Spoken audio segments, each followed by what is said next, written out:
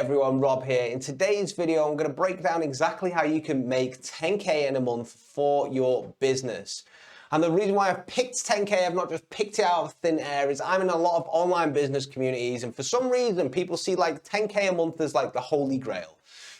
They think like they've made it once they've got there, or maybe they feel more comfortable if their business can produce this in a month, or maybe they like need some quick cash or something to keep the business afloat or something like that. So I'm going to break down some principles I've learned along the way that will help you generate 10K in cash this month. Now, I'll come over to my trusty whiteboard here where I've already broken down the math of how you should get to 10K in a month. And the reason why I've broken down the math is because most people don't actually break down like the math of what they're trying to achieve. And if they just did this, they would get pretty clear answers to their questions, right? And I didn't learn to do this until later on. I used to just be like, yeah, I want to do this a month in my business. And until you actually write it down and work out like a strategic plan for it, it's a bit of a pipe dream. And honestly, like it's very hard to achieve if you do that. So I'd always recommend whatever you're trying to achieve, just break down the numbers like this, exactly like how I've done here, right? So this is how you can get to 10K in a month. You can either sell 1,000 customers on a $10 product, 100 people on a $100 product or service, 10 people on a $1,000 product or service, 5 at 2,000, 2 at 5,000, 1 at 10,000, right? Now you might be looking at this breakdown right here and thinking to yourself, well, surely it's easier to sell 1,000 people at $10 than it is to sell one person at 10,000. And it like gets harder the further it goes down the chain. This is like actually a bit of a misconception because I used to be under this misconception as well. And I don't want you guys to be under it.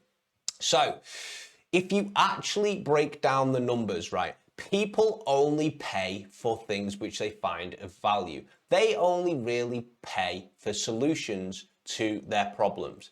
And you only have to have a quick look on Reddit, have a quick look on Amazon reviews, have a quick look on Facebook posts which are about a product to see that even sometimes $10 is still expensive to a lot of people. They're like, I can't believe I paid $10 for this. Rip off. Go and look at some Amazon reviews right now. Go and look at some cheap products and look at like the 3 to 1 star reviews. Look how many people are complaining about price because they didn't see any value in it. Okay, so if you're going to sell 1,000 people on a $10 product, unless you have a big audience, either, you know, a big following on LinkedIn, a big following on a YouTube channel, a email list you've been building up for years, it's going to be very, very difficult for you. Because remember, even if you have 1,000 people on your email list, not every single one of them are going to buy. In fact, I'd only estimate about 1 to 2% of people will buy.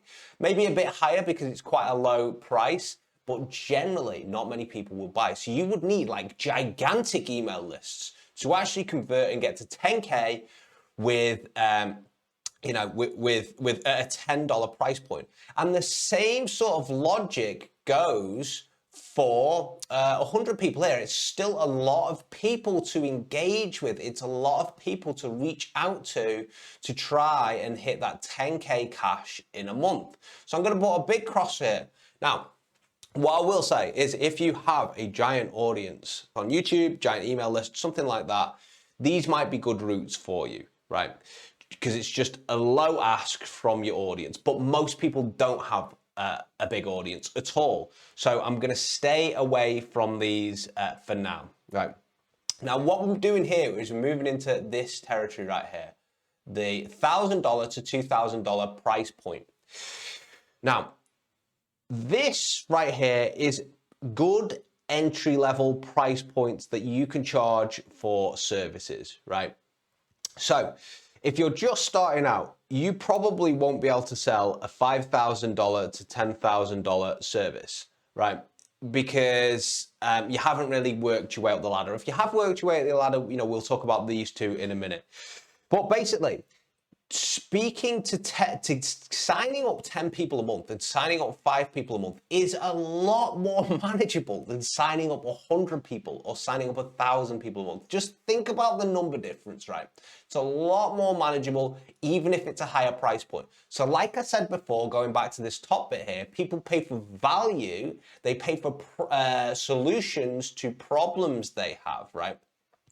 So it would be just as hard to convert at the $100 price point as it is to convert at the $1,000 price point. However, it would actually be easier to convert at the $1,000, $2,000 price point if it was the right person, if it was what they specifically needed, if they saw the value in it. You see how this works, right? So it's much easier to compare to actually convert at this price point. I'm going to give you some practical strategies on what you can do actually next, but I still want to go through the maths with you because the maths is so important. Always be looking at the maths. So we might be able to quite easily get to these price points right here, right? Now, when I started off doing coaching packages for people in like so it's like career help and things like this, and I was around about these 2 price points here, and you know, it makes a big difference just even selling one person on this, because suddenly you got $2,000 that you can now like reinvest into your business, and it buys you time, it buys you the breathing space to be able to think of more creative ideas in your business, whether like you think, oh, I'm going to pivot my strategy this way. And this video is kind of if you need like some quick cash, right? So the next step is looking at the 2 times $5,000. If you get 2 clients in a month paying you $5,000, you're at a 10K month, and this would be classed as high ticket sales. So the person here would need to have a significant problem, and they would need to believe that you can actually help them, and they would need to have obviously the money to do it. But money, I'm going to create a whole different video on this, but money is actually significantly less important. Somebody having the money is significantly less important than somebody wanting to do things, right? So, screw it, we'll go into it a little bit now, right? So, if a person really wants something and they don't really have the money, they generally find the money, right? They will look everywhere to find the money.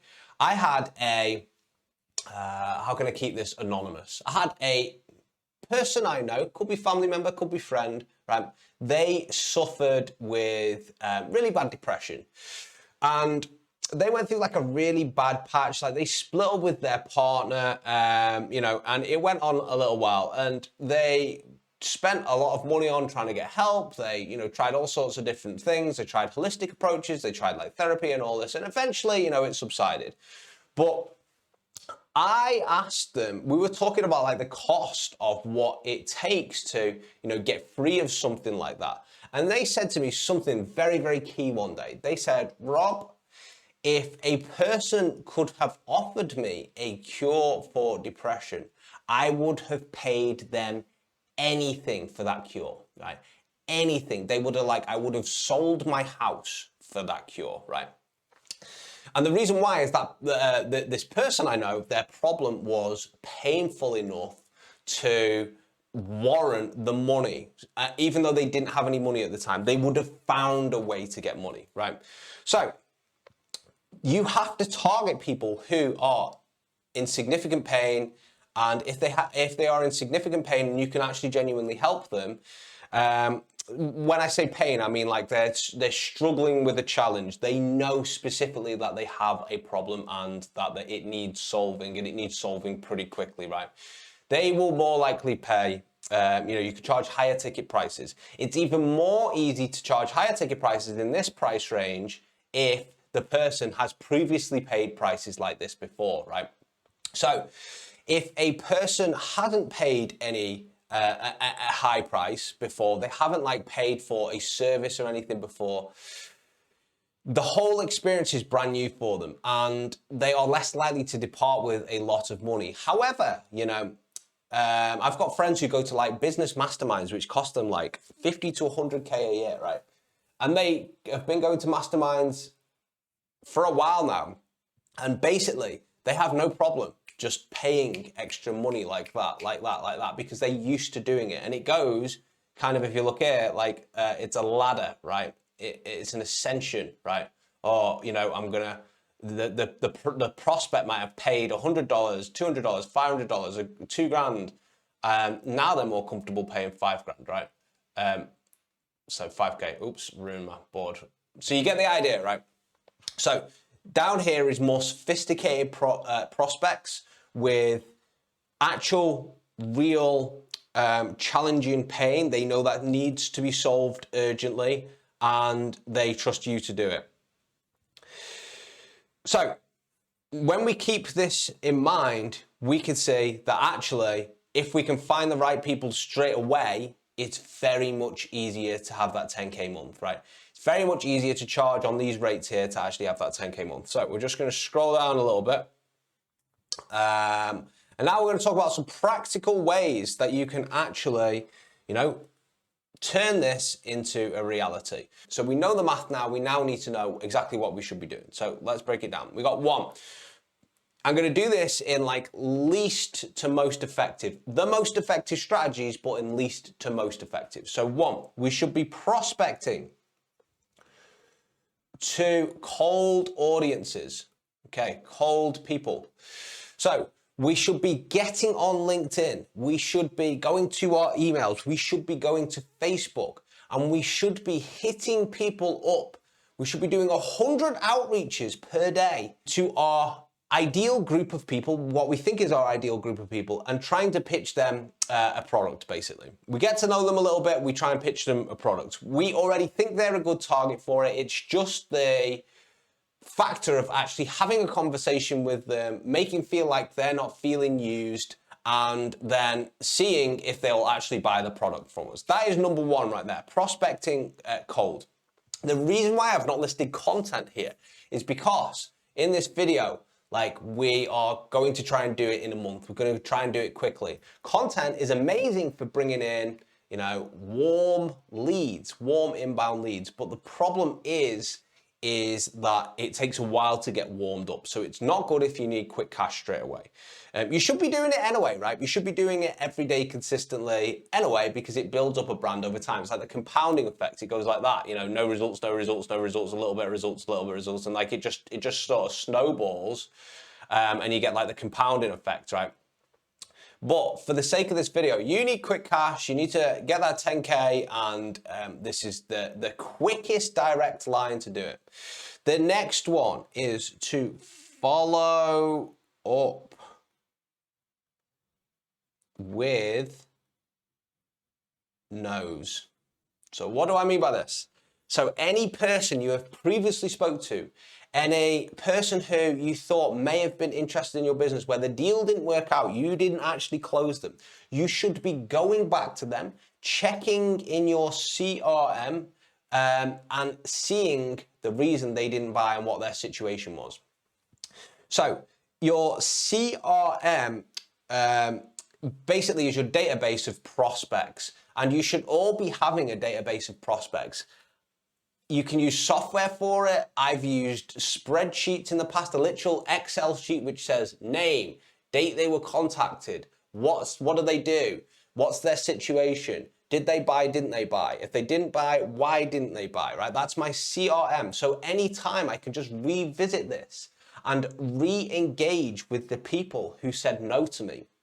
And I can re-engage with them and then like see how they're going with their current situation, and then you know, reposition my pitch to them to see if they want to actually you know, sign up with me, right? So that's number two. So the reason why this is number two and it's not number one is because we've already spoke to these people before. They're not cold, they're like lukewarm, right? All right, number three is resell to current. We got 3 R's in that. Brilliant. Customers. Resell to current customers. So your current customer base, right?